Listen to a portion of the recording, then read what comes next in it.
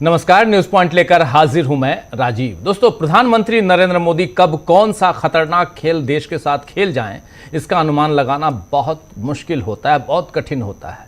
रविवार को जब से मोदी ने देश हित में पेट्रोल और डीजल बचाने के लिए बोला है, सोना न खरीदने के लिए बोला, सोना और चांदी दोनों न खरीदने के लिए बोला है, उसमें हीरा भी जोड़ लीजिए, विदेश यात्रा पर न जाने के लिए और यूरिया कम इस्तेमाल करने की जैसी बातें कही हैं, तब से एक डर आम जनता में फैल गया है कि क्या 2008 जैसी मंदी के हाल तो फिर से नहीं बन रहे हैं।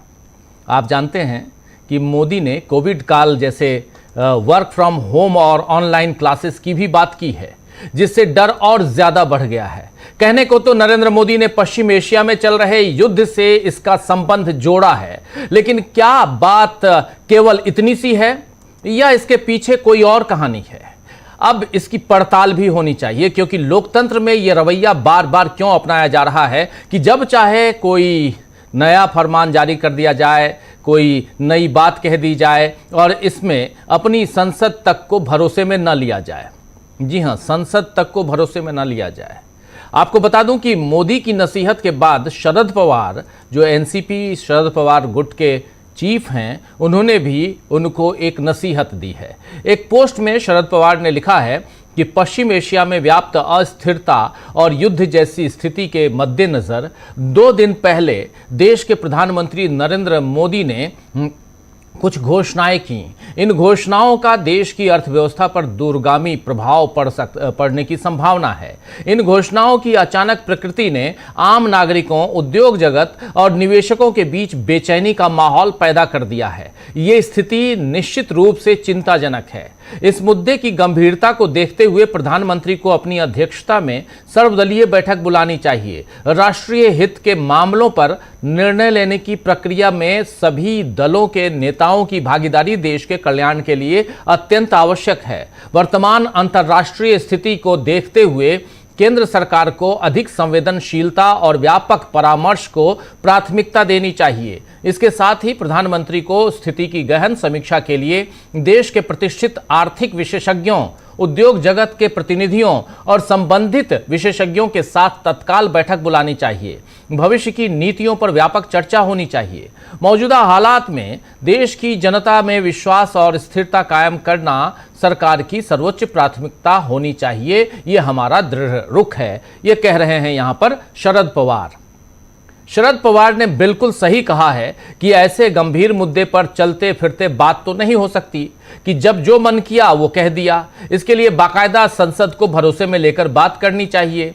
हालांकि मोदी तो खुद अपनी बात से इतना पलटते हैं कि समझ नहीं आता कि कब वो सच कह रहे हैं, कब वो गलत बोल रहे हैं, झूठ बोल रहे हैं। कांग्रेस ने एक पोस्ट में सीएम मोदी और पीएम मोदी के 2 बयान दिखाए हैं। सीएम मोदी यानी जब मोदी साहब जो हैं वो गुजरात के सीएम थे तब का बयान, और पीएम बनने के बाद के 2 बयान जरा आपके सामने लाना चाहता हूं कांग्रेस के। इन दोनों बयानों को देखिए, आपको समझ में आ जाएगा कि कांग्रेस यहां कहना क्या चाहती है। सुनिए जरा। आर्थिक संकट इसलिए पैदा हुआ है कि लोग सोना खरीदते हैं। बताइए, आपके गले उतरता है भाई? सोने की आयात पर भी देश का बहुत बड़ा पैसा विदेश जाता है। मैं आप सबसे, देशवासियों से आग्रह करूंगा कि जब तक हालात सामान्य न हो, हम सोने की खरीद को टालें। गोल्ड की जरूरत नहीं है। तो सुन लिया आपने, सोना खरीदने से महंगाई बढ़ती है, यह बात मोदी के गले से नहीं उतरी थी जब वो सीएम थे। तो अब क्यों कह रहे हैं कि सोना मत खरीदो? दरअसल इस देश की जनता को टेकन फॉर ग्रांटेड, जी हां, टेकन फॉर ग्रांटेड लेकर नरेंद्र मोदी की जब जो मर्जी आती है बोल देते हैं। और वो जानते हैं कि जब वो जो चाहेंगे सो करवा लेंगे आपसे। कभी ताली बजाने कही, ताली बजाई आपने। कभी थाली पीटने कही, थाली पीट लिया आपने। कल को छाती पीटने कहेंगे, छाती आप पीटेंगे, क्योंकि वो जैसा कहते रहे हैं वैसा आप करते रहे हैं। अंधभक्ति में आप चूर हो चुके हैं। इसीलिए जानते हैं वो कि जनता के पास चुपचाप बात मानने के अलावा चारा भी नहीं है। याद कीजिए 8 नवंबर 2016 की रात को 8 बजे 8 नवंबर 2016 की रात 8 बजे नरेंद्र मोदी ने अचानक नोटबंदी का ऐलान किया था। उसके बाद देश में कैसी अफरा तफरी मची ये कोई नहीं भूल सकता। इसके बाद 25 मार्च 2020 को लॉकडाउन का ऐलान किया ऐसे ही किया गया। हालांकि उससे पहले 22 मार्च को एक दिन का जनता कर्फ्यू लगाकर ट्रेलर तो दे ही दिया था कि अब क्या हो सकता है, लेकिन फिर भी 140 करोड़ की आबादी वाले इस देश ने यह सोचा नहीं था कि उन्हें एकदम से इतने सख्त कदम का सामना करना पड़ेगा। गरीब मजदूर उस वक्त गर्मी में सैकड़ों किलोमीटर चलकर, पैदल चलकर अपने घर पहुंचे थे। ऐसी ट्रेजेडी तो विभाजन के वक्त भी देखने को नहीं मिली थी जो उस समय हम लोग देखे। 2020 की बात कह रहा हूं, लॉकडाउन। हालांकि लॉकडाउन के बाद भी कोरोना को फैलने से नहीं रोका जा सका और पहली लहर, उसके बाद दूसरी लहर ने लाखों जिंदगियां खा ली। पता होगा आपको, कल पेट्रोलियम मंत्रालय की सचिव ने बताया कि मोदी ने ऐसी अपील क्यों की, और आज पेट्रोलियम मंत्री हरदीप सिंह पुरी साहब ने एक्स पर एक पोस्ट में लिखा कि जो लोग 140 अरब यानी 1 अरब 40 करोड़ भारतीयों और देश के ऊर्जा क्षेत्र के लिए एक मुश्किल हालात को लेकर जश्न मना रहे हैं, उन्हें अपने अंदर झांकना चाहिए। हमने इस चुनौती को एक अवसर में बदलने के लिए कड़े कदम उठाए हैं। भारत ने कच्चे तेल की खरीद के स्रोतों का विस्तार किया है। ये सभी एक मजबूत अर्थव्यवस्था के संकेत हैं, न कि किसी मुश्किल में फंसी हुई अर्थव्यवस्था के। ये कह रहे हैं यहां पे हरदीप सिंह पुरी साहब। मतलब संकट है, फिर भी हम नहीं मानेंगे कि संकट है। ये रवैया मोदी सरकार का है। वैसे खबर यह भी है कि आईटी उद्योग संगठन nascent information technology employ senate, जी हां NITES, नीटेस ने श्रम एवं रोजगार मंत्रालय से आईटी कर्मचारियों के लिए घर से काम करने का प्रावधान अनिवार्य करने संबंधी सलाह जारी करने का आग्रह किया है। यानी एक सर्कुलर जारी किया जाए जिसमें कहा जाए कि सब लोग वर्क फ्रॉम होम कीजिए, खासकर आईटी कंपनियां। ये आग्रह मोदी की वर्क फ्रॉम होम की अपील के बाद आई है। वहीं नीति आयोग ने केंद्र सरकार को देश भर में बड़े निर्माण और ध्वस्तीकरण कामों को 2 साल के लिए रोकने की सलाह दी है। इस सिफारिश में निर्माण भवन, उद्योग भवन और शास्त्री भवन, ये 3 नाम ले रहा हूं, आप तीनों नाम जानते हैं। ये दिल्ली में है और बहुत ही कहे तो इंपॉर्टेंट भवन है। ये तीनों बहुत महत्वपूर्ण, निर्माण भवन, उद्योग भवन और शास्त्री भवन। और ऐसे भवनों को केंद्रीय मंत्रालय के जो परिसर हैं उसमें जो अभी निर्माण कार्य चल रहा है, आप जानते हैं कि दिल्ली में एक अलग काम चल रहा है जहां नरेंद्र मोदी अपने सपनों का महल तैयार कर रहे हैं। उसमें इन भवनों में भी ध्वस्तीकरण का काम होना है, इसमें भी तोड़ फोड़ होना है, कुछ को तो पूर्ण रूप से ध्वस्त कर देना है। इस काम को भी रोकने की सलाह दी गई है नीति आयोग की तरफ से। अब सवाल यह उठता है कि क्या यह सब अनायास हो रहा है? यह अनायास तो नहीं हो रहा है। वाकई देश में कोई गंभीर स्थिति, गंभीर हालत बनी हुई है जिस पर पर्दा डालने की कोशिश में नरेंद्र मोदी हैं। यहां ध्यान देने वाली बात यह है कि जब भी ऐसा कोई गंभीर संकट होता है या सरकार को जवाब देने की जरूरत होती है तो नरेंद्र मोदी विदेश चले जाते हैं और अब फिर विदेश जा रहे हैं। आपने कल ही सुन लिया, नरेंद्र मोदी 7 दिनों के लिए 5 देशों की यात्रा पे जा रहे हैं। आपको कह रहे हैं विदेश मत जाना, पैसे बचाओ, डॉलर बचाओ, लेकिन खुद जा रहे हैं विदेश। उनकी मजबूरी है क्योंकि वो प्रधानमंत्री हैं, उनका जाना ज़रूरी है। लेकिन हमारा आपका जाना ज़रूरी नहीं है। हमारे आपके गए बिना काम हो जाएगा। वो उनका कार में चलना ज़रूरी है, उनके साथ सैकड़ों की संख्या में गाड़ियां चलना ज़रूरी हैं। लेकिन आप और हम कार पूल करके चलें, वर्क फ्रॉम होम करें, बच्चों को स्कूल ना भेजें, घर में ही काम करवाएं, घर में ही पढ़ाई करवाएं, ऑनलाइन क्लासेस हो। ये सब नरेंद्र मोदी ने कही है, मैं अपनी बात नहीं कह रहा हूं, ये सब नरेंद्र मोदी ने कही है। और इन सब के बीच जब पढ़ाई की बात आ रही है तो एक बात और भी आपके सामने है, और आप जानते हैं कि आज नीट का एग्ज़ाम जो है उसको कैंसिल कर दिया गया है। ये बहुत ही महत्वपूर्ण चर्चा का विषय बना हुआ है। नीट का एग्ज़ाम भी, उस पर भी आएंगे। लेकिन सबसे महत्वपूर्ण बात यहाँ पे जो आती है वो यही कि आखिर नरेंद्र मोदी करने क्या जा रहे हैं। चर्चा करेंगे दोस्तों आज कि क्या फिर किसी बड़े खेल की तैयारी में है नरेंद्र मोदी। ये सवाल इसलिए भी ज़रूरी है क्योंकि आज हिमंता विश्व शर्मा के शपथ ग्रहण में अमेरिकी राजदूत सर्जियो गोर पहुंचे। अमेरिका का हमारी अंदरूनी राजनीति में आखिर ये दखल और मोदी सरकार में खुल्लम खुल्ला आखिर क्यों? क्या ये वाकई किसी विदेशी दबाव में है? उधर पश्चिम बंगाल में मुख्य चुनाव आयुक्त, पश्चिम बंगाल के मुख्य चुनाव आयुक्त जिन्होंने चुनाव करवाया, मुख्य निर्वाचन आयुक्त कह लीजिए, अब मुख्य सचिव बन गए हैं, चीफ सेक्रेटरी बन गए हैं। मनोज कुमार अग्रवाल साहब चुनाव करवा रहे थे और चुनाव इतना बढ़िया करवाया, इतना बढ़िया शानदार करवाया कि बीजेपी की जीत हो गई, तो उनको उसका रिवार्ड मिला है, चीफ सेक्रेटरी बना दिए गए हैं। बीजेपी के जीतने के हफ्ते भर के भीतर यह फैसला हुआ है, यानी अब कोई शर्म लिहाज नहीं दिखाया जा रहा है, कोई लिहाज नहीं, कोई शर्म नहीं। क्या इसके बाद हमें लोकतंत्र के लिए चिंतित नहीं होना चाहिए? आज इसी पे चर्चा करेंगे। और इसमें नीट भी आता है, वो भी इसी लोकतंत्र में है, उसके लिए चिंतित नहीं होना चाहिए। जहां बच्चों की पढ़ाई, नेशनल टेस्टिंग एजेंसी ने मेडिकल प्रवेश की सबसे बड़ी परीक्षा, जी हां, मेडिकल में आप एडमिशन लेना चाहते हैं तो इसके लिए सबसे बड़ी परीक्षा जो होती है वो नीट होती है, और नीट 2026 को रद्द करने का फैसला आज लिया गया है। 3 मई को नीट की परीक्षा आयोजित की गई थी, इसी 3 मई को, लेकिन उसके पर्चे पहले से ही लीक हो गए थे और इस वजह से एनटीए ने परीक्षा को रद्द करने का फैसला किया है। तो खबरें इतनी हैं, इतनी खबरें हैं, तमिलनाडु से लेकर पश्चिम बंगाल तक, असम से लेकर दिल्ली तक, और इन सब के बीच नरेंद्र मोदी के विदेश जाने तक, सबकी चर्चा की शुरुआत करते हैं। आइए, हमारे साथ कुछ वरिष्ठ साथी जुड़े हुए हैं, उनसे पहले परिचय करवाता हूं और फिर आगे बढ़ते हैं। जरा स्क्रीन पर हमारे देखिए 4 वरिष्ठ साथी हमारे साथ जुड़े हुए हैं। प्रोफेसर अखिल स्वामी जी हमारे साथ हैं, हमारे साथ अनिल सिन्हा जी हैं, हमारे साथ प्रशांत टंडन जी हैं, हमारे साथ अमरेंदु उपाध्याय जी हैं। आप चारों का स्वागत है, इस्तकबाल है, स्वागत इस्तकबाल। अब तमाम दोस्त साथी शुभचिंतक आप सबका जो अब तक जुड़ चुके हैं, उनका भी, जो जुड़ने वाले हैं उनका भी स्वागत करता हूं। कहां से शुरुआत करें स्वामी जी?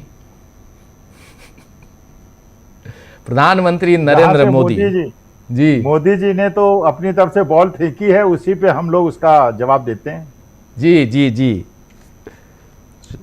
शुरुआत करते हैं। और सबसे बड़ी चीज है स्वामी जी कि क्या सचमुच, मुझे वही मैं शुरुआत में भी कह रहा था, मुझे ऐसा लगता है स्वामी जी कि कुछ तो गड़बड़ है, किसी संकट का सामना करने वाला है ये देश। और ये विजुअल देख लीजिए, ये विजुअल पता है कहां का है? ये विजुअल जो है ये मध्य प्रदेश का है, और मध्य प्रदेश के बीजेपी के एक नेता पाठ्य पुस्तक निगम के अध्यक्ष चुने गए हैं, उसके विजुअल हैं ये। उनके उस खुशी में ये रैली निकाली गई है, ये आज का है ये।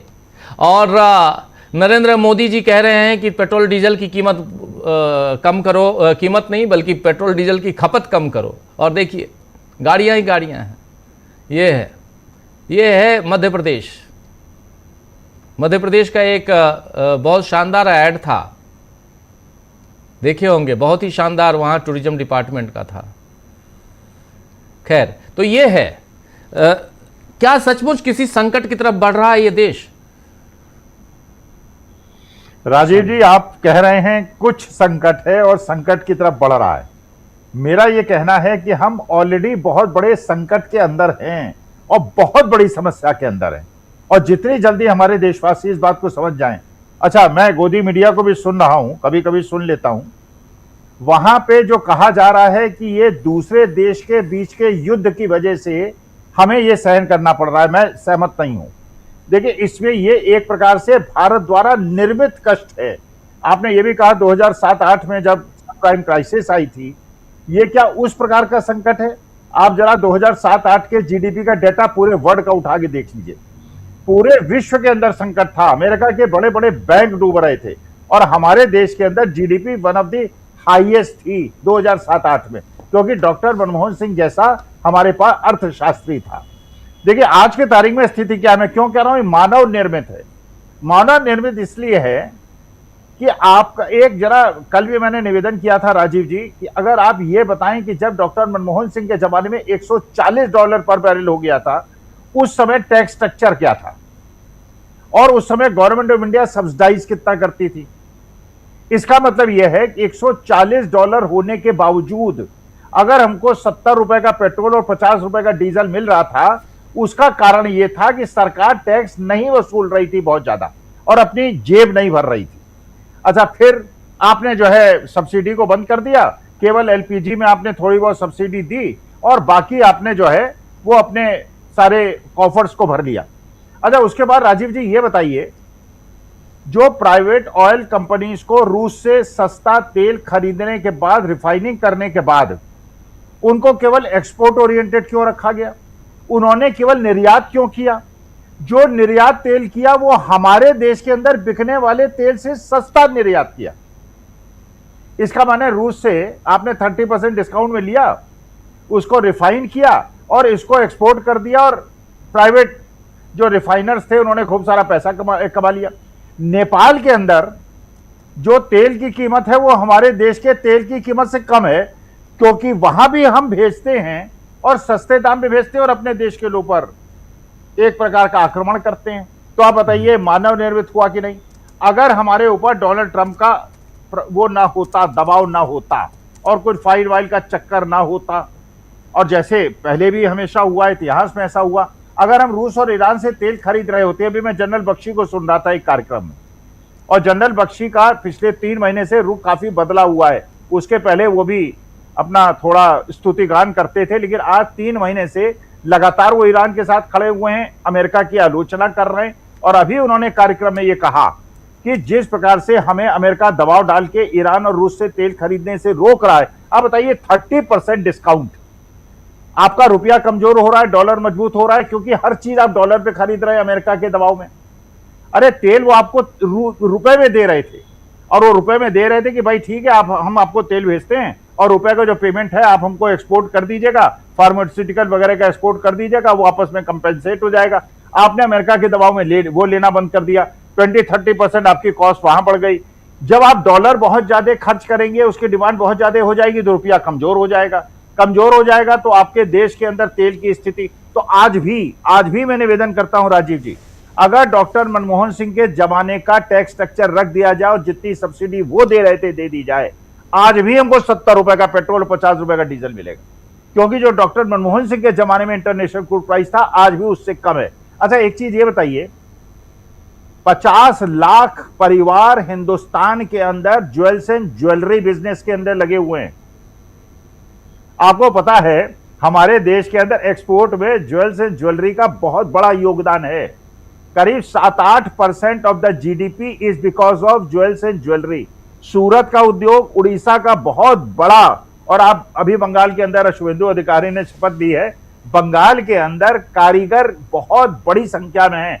सूरत की इंडस्ट्री का क्या होगा? अच्छा, ये सब केवल जुमलेबाजी होती है राजीव जी। अरे अगर आपको गोल्ड का इंपोर्ट रोकना है, इंपोर्ट रोक दीजिए, आप इंपोर्ट बैन कर दीजिए। वो नहीं करेंगे, हमसे अपेक्षा करेंगे, चीन से इंपोर्ट बढ़ा देंगे।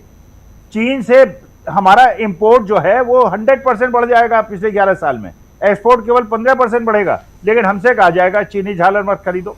अरे भैया, हम चीनी झालर नहीं खरीदेंगे, लेकिन तुम इंपोर्ट क्यों करते हो उसको? और आपको ये भी पता होगा कि जो हमारा 200 लाख करोड़ का जीएसटी है, जिसमें हम इतराते हैं राजीव जी, उसमें 50,00,000 करोड़ का जो इंपोर्ट है, वो जो जीएसटी है, वो केवल इंपोर्ट की वजह से है। आपने अपने देश को इंपोर्ट ओरिएंटेड कंट्री बना दिया है। सारे ट्रेड एग्रीमेंट कर लिए, सारे फ्री ट्रेड एग्रीमेंट कर लिए, यूके से भी खरीद लेंगे, ऑस्ट्रेलिया से भी ला जाएंगे, बिना बाधा हमारे यहाँ भेजो। हमारे देश के उद्योग खत्म हो रहे हैं। हमारे देश के हर जगह आप एक दिन किसी भी वर्ग के साथ बैठ जाएं, उन्हें यहाँ पे बुला लें, चाहे वो सरफा बाजार वाले हों, चाहे रेडीमेड गारमेंट्स वाले हों, चाहे वोलन गारमेंट्स वाले हों, या वो फ्रूट इंपोर्टर्स हों, पूरी मंदी है, बहुत बुरी हालत है। लेकिन वो तो अपना बोल के अपना विदेश यात्रा पे। अच्छा राजीव जी, एक बात बताइए, हम लोग जब विदेश जाते हैं, मान लीजिए जब भी जाते हैं, हम कितने डॉलर खर्च करते हैं? भाई बहुत ज्यादा हो गया, $1000 का हमारा टिकट हो गया, वहां पे $200 $300 पर डे का एक साधारण सा होटल ले लेते हैं, $300-400 में खाना पीना, $4-5 में हमारा कम हो जाता है। जरा ये पता चलाइए कि जब मोदी जी विदेश जाते हैं, कितने $1000 के रूम में रुकते हैं, कितने कन्वॉय उनके साथ चलते हैं। तो हम तो $5000 खर्चते हैं, वो तो 2-2, 3-3 लाख, और उसके बाद जाके मिसेस बाइडेन को 7.5 कैरेट का हीरा दे देते हैं। जिस देश में जाते हैं 5-6 हजार करोड़ ऐसे बांटते हैं जैसे हमारे देश में इफरात है। और हमारे देश के अंदर गरीब आदमी जो बेचारा तनख्वाह के लिए संघर्ष कर रहा है, मजदूर, और आप छात्रों को देखिए, वो बेचारे गरीब छात्र, मैं तो ये कहता हूं कि वास्तविकता में हमें कष्ट हो जाए, हमें उतनी परेशानी नहीं हो, लेकिन इन बच्चों की अभी मूछें भी ठीक से नहीं निकली है, अभी जवान भी बेचारे नहीं हुए, इतना कष्ट इनके सिर पे आ गया है। हर साल पेपर लीक हो जाते हैं, हर साल पेपर लीक हो जाते हैं। पहले उनसे फीस जमा कराते हैं, फिर उनको पेपर के लिए बुलाते हैं, फिर पेपर को लीक कर देते हैं। अगर वो रिजल्ट आ भी गया तो हाई कोर्ट से उसमें स्टे करा देते हैं और बच्चों को न नौकरी देते हैं न एडमिशन देते हैं। तो बच्चों की, अच्छा भी बच्चे जब बाहर निकलते हैं उन्हें लाठियां मारते हैं, कहते हैं ये छात्र नहीं है। किसान निकलते हैं, कहते हैं ये किसान नहीं है। अग्निवीर को कहते हैं ये देश के युवा नहीं है, ये देशभक्त नहीं है। मतलब हम लोग अगर अपने देश के, अपने बच्चों के, अपने परिवार के बच्चों के लिए कोई बात बोलते हैं, हमें देश विरोधी बता देते हैं। तो लेकिन मुझे ऐसा लगता है, अभी देखिए वहां भी जो हुआ है विजय के साथ तमिलनाडु के अंदर, फिर वो हाई कोर्ट ने वहां पे एक कैंडिडेट, एक एमएलए के खिलाफ वो कर दिया, लेकिन चलिए एडीएमके के 30 मेंबर्स कह रहे हैं, देखते हैं क्या होता है। लेकिन देखिए हर जगह षड्यंत्र, हर जगह खतरा। लेकिन जो एक बार राजीव जी, कहता हूं मैं तो सनातनी हूं, बड़े गर्व से कहता हुए सनातनी हूं, जो भगवान कृष्ण ने कहा था, यदा यदा ही धर्मस्य ग्लानिर्भवति भात अभ्युत्थानम धर्मस्य तदात्मानं सृजाम्यहम्। तो मेरे ख्याल से मेरे भगवान कृष्ण ने जन्म ले लिया है, अब दुष्टों का, असुरों का नाश होगा। मैं दुष्ट और असुर किसको कह रहा हूं मैं ये स्पेसिफाई नहीं करूंगा, वरना डिफेमेशन का नोटिस आ जाएगा। आप सब तो बोल रहे हैं। स्वामी जी खैर आना चाहता हूँ, प्रशांत जी आपके पास आना चाहता हूँ। प्रशांत जी, कैसे देखा जाए, क्या सचमुच हम गहरे संकट में हैं? और बहुत कुछ देखिए, अलग अलग घटनाक्रमों को देखिए, और इन सब में सबसे बड़ी चीज़ जो शुरुआत में बोल चुका हूँ कि सप्ताह भर नहीं बीता, आप वो सारे काम कर रहे हैं जिससे आपके ऊपर शक जो है वो गहराता है। जैसे एक पश्चिम बंगाल का मुख्य चुनाव आयुक्त, अगर वो वहाँ का चीफ सेक्रेटरी घोषित हो जाता है, बना दिया जाता है, अगर पश्चिम बंगाल का मुख्य चुनाव ऑब्जर्वर जो है वो अगर मुख्यमंत्री का सलाहकार बना दिया जाता है, तो इसका मतलब है कि जो चुनाव करवाने वाले लोगों को आप रिवार्ड दे रहे हैं और फटाफट दे रहे हैं, तुरंत दे रहे हैं। दिन बीता नहीं कि आपने रिवार्ड दे दिया। तो इसका मतलब है कि आप ये बता रहे हैं कि अब हम जो कर रहे हैं हमारी तरफ उंगली उठाने वाला कोई नहीं है, पहली बात ये। और जब लोकतंत्र में ये बात आ जाए, प्रशासक अगर ऐसा सोचने लगे लोकतंत्र में, फिर लोकतंत्र किस दिशा में जाएगा, ये गंभीर चिंता का विषय है। परसों 14 तारीख है, परसों सुनवाई होनी है मुख्य चुनाव आयुक्त की नियुक्ति पे। केंद्रीय सेंट्रल जो मैं चुनाव आयोग सीईसी की बात कर रहा हूं, वो उन पे परसों, अभी पिछले हफ्ते सुनवाई हुई थी, 2 दिन की लगातार सुनवाई, परसों फिर सुनवाई है, वो सुनवाई लाइव करेंगे हम। लेकिन उसमें वो नियुक्ति की बात है, जूरी में कौन कौन सदस्य हो इसकी बात है। लेकिन उसके अलावा एसआईआर को लेकर गहरी चिंता अभी बनी हुई है, और अभी एसआईआर पे कुछ भी फाइनल नहीं हुआ, तो उससे पहले अब बाकी बचे हुए जो राज्य हैं 22 राज्य, उसमें अब 22-23 राज्यों में अब एसआईआर करवाने की पूरी तैयारी चल रही है। कल परसों में जब भी वो घोषणा हो जाएगी। और इन सब के बीच प्रधानमंत्री ने एक नई घोषणा कर दी कि आप लोग क्या क्या बचत कीजिए, क्या ना कीजिए, डू और डोंट वाली बात कर दी इन्होंने।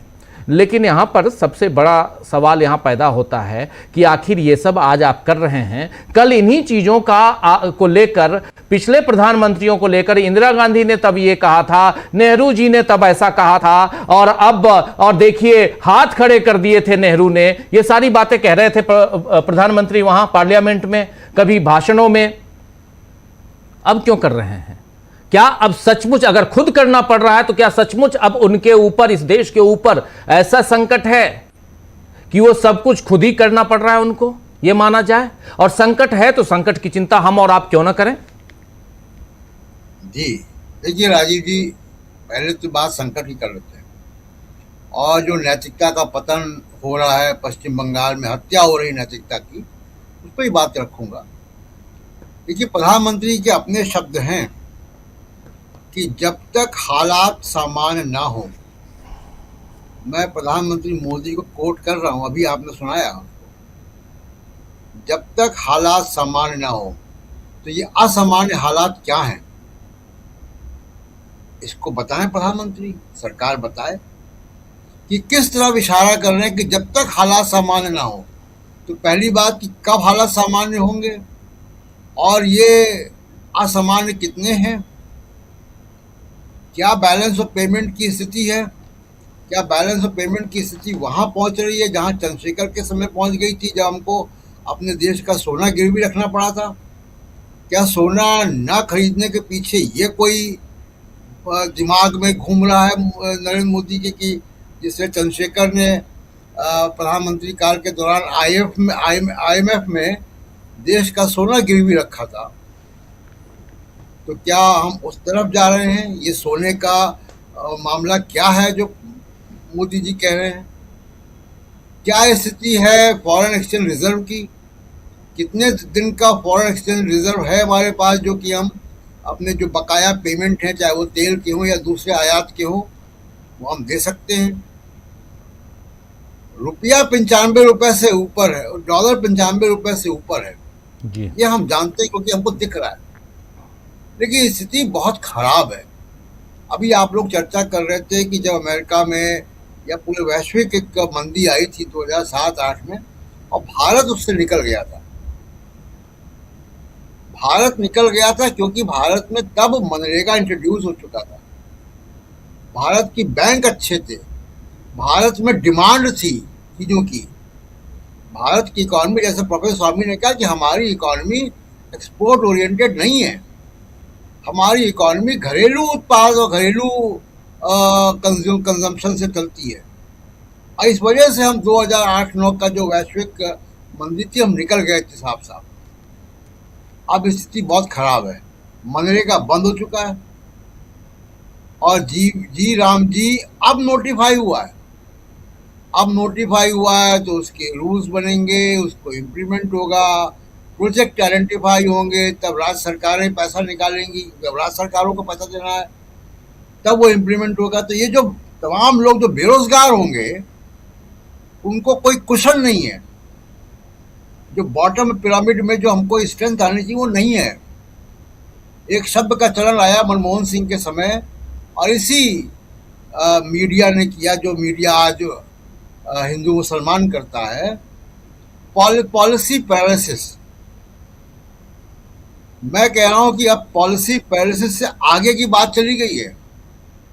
अब पॉलिसी कोलैप्स है, पॉलिसी कोलैप्स है, पॉलिसी है ही नहीं कुछ, सिर्फ भाषण है। क्या बैलेंस ऑफ पेमेंट की स्थिति, क्या डॉलर, क्या हमारा क्रूड ऑयल, ये सब चीजें क्या थाली बजाने से चली जाएंगी? क्या भाषणों से चली जाएंगी? दफ्तर में बैठ के काम करना पड़ेगा। कब काम करते हैं मोदी जी? कब वो मीटिंग्स रहते हैं? जब दुनिया में ये संकट आया ईरान अमेरिका के युद्ध से, तब बाकी देशों के प्रधानमंत्री अपने देश की जनता के साथ, अपने मंत्रियों के साथ मिलके इकोनॉमी को ठीक कर रहे थे। वो निकल गए वहां से। हमारे प्रधानमंत्री चुनाव प्रचार कर रहे थे, आज भी प्रचार कर रहे हैं, तब भी प्रचार कर रहे थे। और ये जैसा स्वामी जी ने कहा, ये कल भी हम लोगों ने चर्चा की थी कि ये हमारी खराब विदेश नीति का नतीजा है।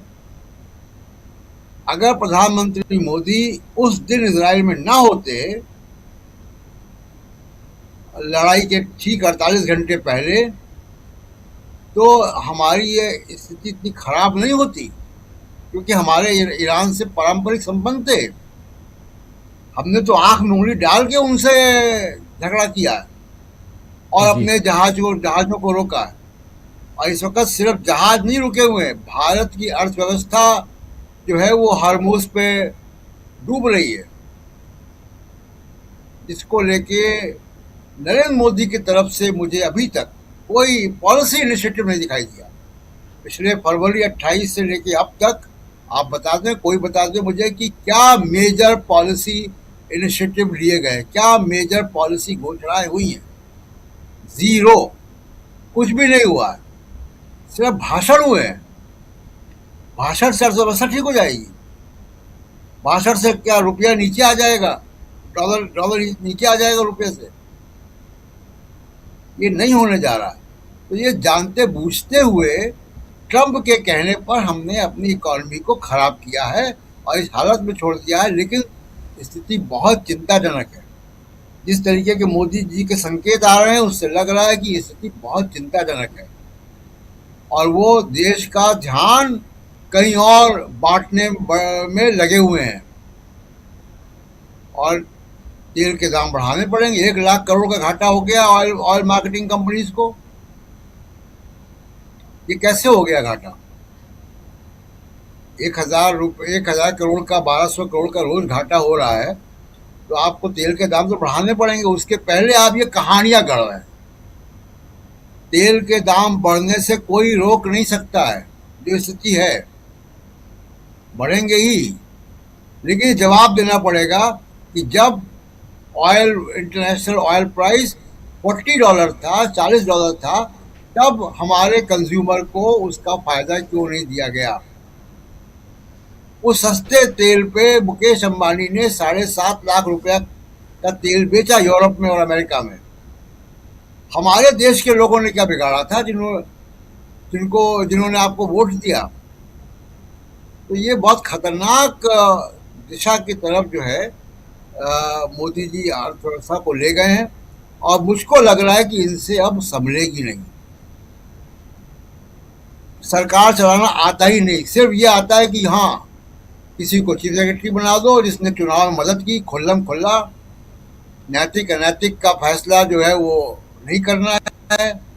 जिसने जो एडवाइजर था वो था ऑब्जर्वर था, उसको सरकार का एडवाइजर बना दो।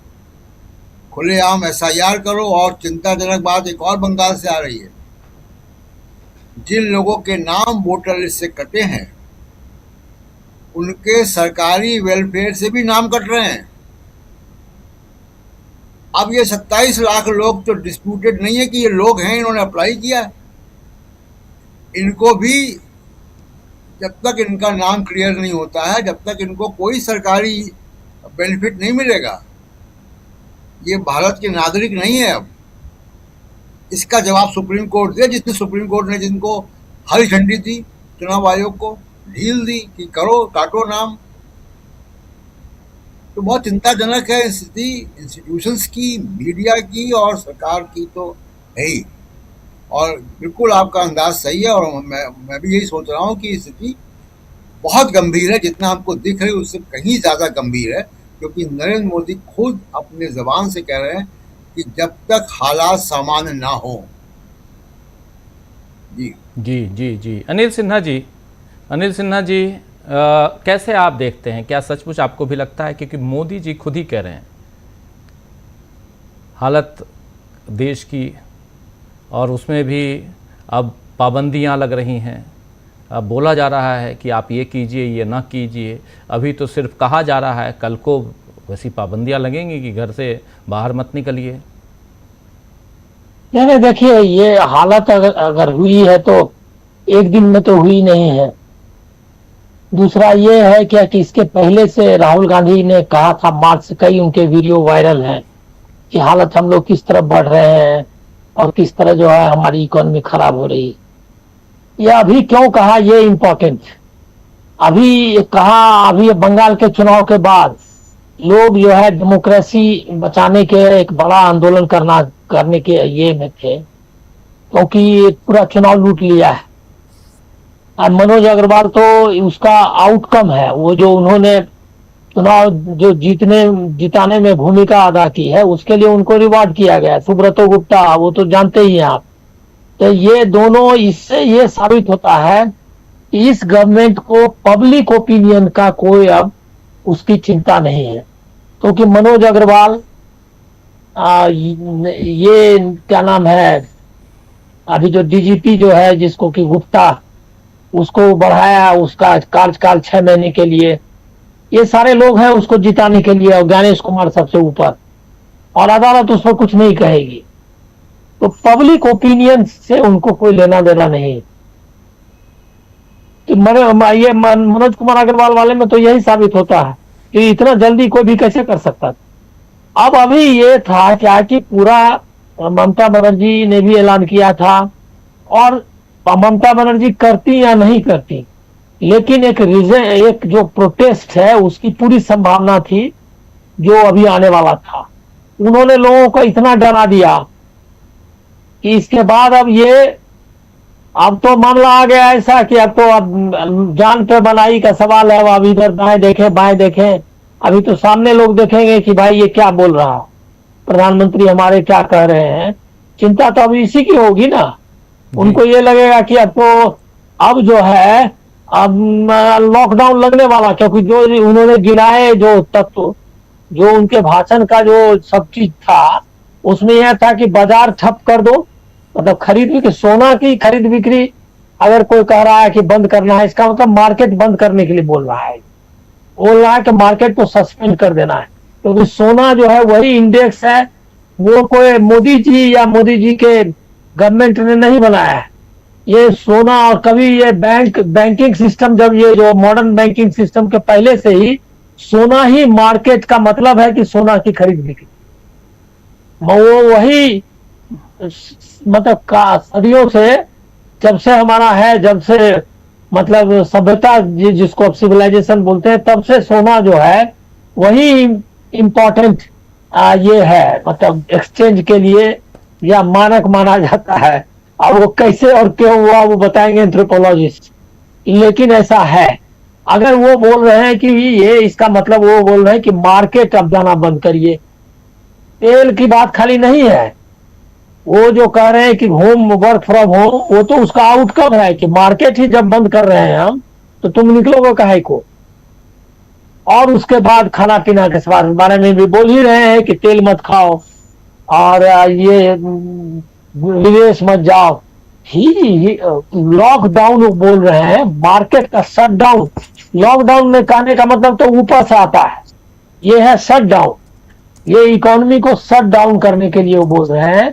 ये बहुत ही ग्रेव एक चैलेंज उन्होंने फेंक दिया है पूरे भारतीय समाज और नेशन पे। और ये फेंका है कब, जबकि बंगाल के इलेक्शन चोरी के बाद लोग जो है रोड पर उतरने वाले थे। तो वो एक तरह से आप समझिए कि ये इकोनॉमी की इमरजेंसी वो बोल रहे हैं, लेकिन इसके बहाने वो पॉलिटिकल इमरजेंसी लागू करना चाहते हैं, ताकि लोग जो है ये सवाल ना करें कि वहां जो है सीसीटीवी फुटेज दो काउंटिंग का, इलेक्शन कैसे हुआ ये बताओ, इतने लोग निकाले गए वो कैसे हुआ। ये एक तरीका, मतलब इकोनॉमिक इमरजेंसी की आड़ में वो एक पॉलिटिकल इमरजेंसी लाना चाहते हैं, जिसको हम लोगों को समझना चाहिए। राइटिंग ऑन द वॉल कि उन्होंने जो ऐलान किया है वो ये नहीं है कि इकोनॉमी में, उसमें कहीं नहीं है कि गवर्नमेंट क्या करे। गवर्नमेंट कह रही है कि चुपचाप घर में बंद हो जाइए और कुछ खरीद बिक्री मत करिए। सोना का मतलब ही यही है। कोई भी आदमी से, जो भी इकोनॉमिक्स वाला हो नहीं हो, उससे पूछ लीजिएगा।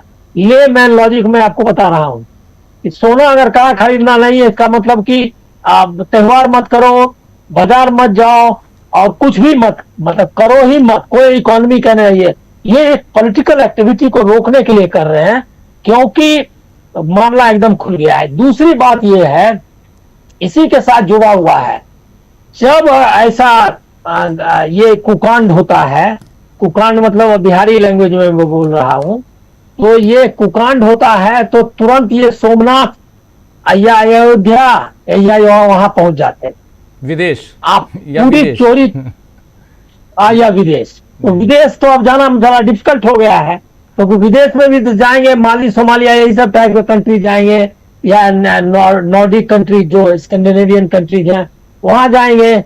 किसी मेन स्ट्रीम जो कि अभी ईरान इजराइल वॉर में जो कर रहा है, या ब्रिक्स से जुड़ा हुआ।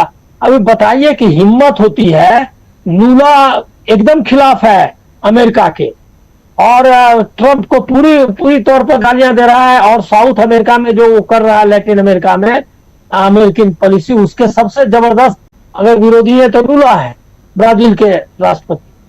और वो गए उससे मिलने के लिए, आंख में आंख मिला करके बात करने के लिए। ट्रंप ने उनको बाहर आकर के ट्रंप ले गए, ये क्या कहते हैं ट्रंप, क्योंकि आदमी में ताकत होनी चाहिए। और ब्रिक्स का तो ये है मतलब कुछ नहीं है, वो आप हैं, लेकिन वो करके दिखाया। ऐसे ही ईरान करके दिखा रहा है, सारे दुनिया के लोग शी जिनपिंग करके दिखा रहा है, पाकिस्तान का जो एकदम नहीं खत्म था वो दिखा रहा है। तो आप तो कहीं जा नहीं सकते, विदेश अगर जाएंगे तो अभी यहाँ सबसे बढ़िया है। अभी देखिए कितना इस पर आप लोगों ने पता नहीं बहस की नहीं, मैंने नहीं देखा प्रोग्राम। ये एक काल्पनिक अमृत महोत्सव मना रहा है। वो जो सोमनाथ ज्योतिर्लिंग है, ज्योतिर्लिंग के बारे में कहावत है कि कभी उसकी स्थापना किसने की वो पौराणिक, उसका कोई डेट नहीं होता है, क्योंकि वो जब से पृथ्वी है तब से शिव जी हैं ऐसा माना जाता है। और वो वहां जाके 75 साल हम उसका मना रहे, और 75 साल में भी किसका, कौन है वो पटेल ने कंसीव किया, के मुंशी ने उसको एग्जीक्यूट किया, नरहरि गाडगिल और के मुंशी, और राजेंद्र प्रसाद ने उसका जलाभिषेक या जो कहिए वो प्राण प्रतिष्ठा जो वहां पर हुई वो में गए।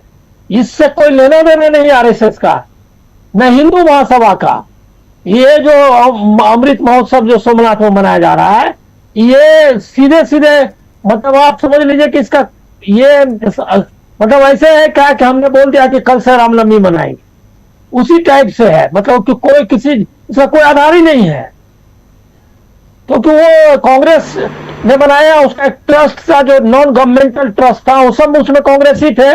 और जो जूनागढ़ का जो ये था क्या कहते हैं कोई सरकारी आदमी, वो था उस ट्रस्ट में, सौराष्ट्र का ये जो है। और उसमें सौराष्ट्र का चीफ सेक्रेटरी और चीफ कुछ और क्या कहलाता था, वो चीफ रेजिडेंट या ऐसा कुछ उस समय उपाधि थी, राज्यपाल नहीं हुआ था वहां का, वो उसमें ट्रस्ट में था। और वो जो है ये उसका काल्पनिक उत्सव मना रहे हैं। तो ये पूरा का पूरा डाइवर्ट करने के लिए और उसके लिए, और उसमें क्या हुआ, एयरफोर्स, अभी आप सोच लीजिए कि एयरफोर्स कितना इंपॉर्टेंट है अभी उसको प्रिजर्व करना। उससे उन्होंने उसमें एयर शो करवाया, या क्या एरोबैटिक लिखा हुआ था कि उसने कुछ करतब दिखाए, एयरफोर्स का इस्तेमाल किया उसके लिए। मतलब आप सोच लीजिए कि सारा नैरेटिव का ही सवाल नहीं है, एक पॉलिटिकल इमरजेंसी सामने है, और वो इकोनॉमिक इमरजेंसी के नाम पर वो पॉलिटिकल इमरजेंसी लाना है उनको, क्योंकि बहुत रिजेंटमेंट है और धीरे धीरे बॉयल कर गई ये चीजें, जिसको कि कांग्रेस लीड कर सकती है। एक ही कांग्रेस के बारे में बोला, ममता बनर्जी भी नहीं करने वाली है कुछ, ये मैंने उस दिन भी आपको कहा था, हो गए ना, मनोज कुमार अग्रवाल भी बैठ गया, सब कुछ हो गया, ये हो गया, अभी तक तो उनका कुछ ऐसा हमको दिख नहीं रहा। वो जो रोड पर जो दिखाई दिया था, वो वर्कर्स जो है टीएमसी के वर्कर्स का जो को के खिलाफ जो बीजेपी ने अटैक किया, उस पर भी ममता बनर्जी ने कोई ये नहीं, कोई प्रोग्राम नहीं लिया है। तो ये इनके बस का नहीं है। और एक लास्ट पॉइंट बोल सकता हूं कि कांग्रेस को भी करना पड़ेगा। केरल में वही फेल्ड अजय माकन को भेज दिया है, वो हर जगह जाकर के ये क्या कहते हैं, अपने कहते हैं ना कि अपने यहाँ ललके नरेना तीनों घरेना, वो जितना जगह गया है, हरियाणा में, राजस्थान में फेल्ड, ये हर जगह ऑब्जर्वर बना के, उसके कारण खड़गे को बनाना पड़ा अध्यक्ष। आप लोगों को याद होगा, सब भूल गए पता नहीं आप लोग, गहलोत वाले में जाकर के खिला करके आया, अंत में जैसे तैसे करके खड़गे साहब को बुलाना पड़ा अध्यक्ष के लिए। और ये जहां जाता है ऐसा करता है। यही मुकुल वासनिक, यही दो कार्यकर्ता के अलावा इसके ऑफिस सेक्रेटेरिएट में कोई है ही नहीं क्या? और यह जीरो, इसका मुकुल वासनिक तो अपना पूरा खो चुका है, महाराष्ट्र में कोई इलेक्शन नहीं जीत सकता है खुद से, और ना वो तो अजय माकन दिल्ली का कबाड़ा कर चुका है, और वही दोनों को भेजता है केरल में, केरल का भी सत्यानाश करने के लिए भेज दिया है। उनको भी कांग्रेस का एकदम जो एक्स्ट्रा ऑर्डिनरी सिचुएशन है, उसमें सबको सोचना चाहिए। ये पॉलिटिकल इमरजेंसी की घोषणा कर रहे हैं, इकोनॉमिक इमरजेंसी के नाम पर। इनका यही तरीका है, कॉन्स्टिट्यूशन के नाम पर कॉन्स्टिट्यूशन को उखाड़ फेंको, वही काम किया है। इलेक्शन के नाम पर इलेक्शन खत्म कर दो, वही हो रहा है। और उसको समझना, और उसको काम एक ही आदमी कर सकता है, वो राहुल गांधी। लेकिन राहुल गांधी अपने जरा घर को ऑर्डर में लाए, ये मैं कहना चाहता हूँ। जो यूट्यूब में हम लोग का एक पड़ा है कि कांग्रेस कांग्रेस कांग्रेस, वो भी नहीं, उनको भी बताने की जरूरत। जी जी बिल्कुल बिल्कुल आप सही कह रहे हैं। अगर और यहाँ पर विपक्ष की भूमिका बहुत महत्वपूर्ण हो जाती है ऐसे वक्त में, जबकि यहाँ परिस्थितियाँ बिल्कुल भयावह, नरेंद्र मोदी के हिसाब से कह रहा हूँ, क्योंकि वो ऑलरेडी कह रहे हैं कि जब तक स्थिति में, जब तक हालात में सुधार नहीं हो तब तक ये आप करते रहिए। कब होंगे और कौन सी हालत है, क्या खराब हालत में हम हैं? ज़रा जल्दी से स्वामी जी आपके पास आना चाहता हूँ, फिर अमलेंदु जी आपके पास आता हूँ। स्वामी जी, क्या आपको अभी तक अभी हम लोग आधे घंटे से 45 मिनट हो गए, 45 मिनट से चर्चा कर रहे हैं, आपको कुछ समझ में आया कि कौन सी हालत खराब है हमारी, किस संकट में देश है जिस बारे में नरेंद्र मोदी बात कर रहे हैं? हम लोग गहन चिंतन में हैं। मुझे समझ में नहीं आया, आपको अगर समझ में आया हो तो बताइए कि क्या संकट है। और इससे, क्योंकि फर्स्ट पार्ट में अभी आपने पूरे इकोनॉमी को बहुत अच्छे ढंग से समझाया है, पॉलिटिकल सिनेरियो की अगर बात की जाए तो क्या पॉलिटिकली भी यहाँ पर कोई परेशानी है? देश की जनता पॉलिटिकली काफ़ी अवेयर है, ये तो हम लोग जानते ही हैं। देखिए राजीव जी, मेरी एक नई हाइपोथेसिस है जो जब ये चर्चा हो रही थी तभी मेरे दिमाग में विचार आया, और मुझे लग रहा है जो मैं सोच रहा हूं वो सही सोच रहा हूं। देखिए, मान लीजिए आपके पास पैसा है, आपको कहीं ना कहीं इन्वेस्ट करना है। मोटे मोटे 4 विकल्प आपके पास हैं। पहला ये है, आप एफडी में या बॉन्ड में पैसा लगा दीजिए। दूसरा है शेयर मार्केट में पैसा लगा दीजिए। तीसरा है गोल्ड खरीद लीजिए। चौथा है रियल एस्टेट में लगा दीजिए। आपके पास यही है अगर आपके पास पैसा है तो। देखिए, इनके सामने एक बहुत बड़ी समस्या हो गई आज के तारीख में, जो बहुत बड़ी समस्या है, और मुझे लगता है मोदी जी को उसका आभास हो गया। देखिए, इन्होंने क्या किया, बड़ी स्ट्रैटेजिकली बैंक एफडी के रेट्स कम कर दिए। अच्छा, आप अगर बैंक एफडी में पैसा लगाएंगे 5.5% का इंटरेस्ट आपको मिलेगा, उतना ही इन्फ्लेशन है, आपका पैसा ना बढ़ेगा ना घटेगा, केवल यह है, और जब बैंक डूब गया तो वो भी डूब जाएगा। अच्छा, दूसरा है रियल एस्टेट। अच्छा, रियल एस्टेट जो है वो डिपेंडेंट है शेयर मार्केट में।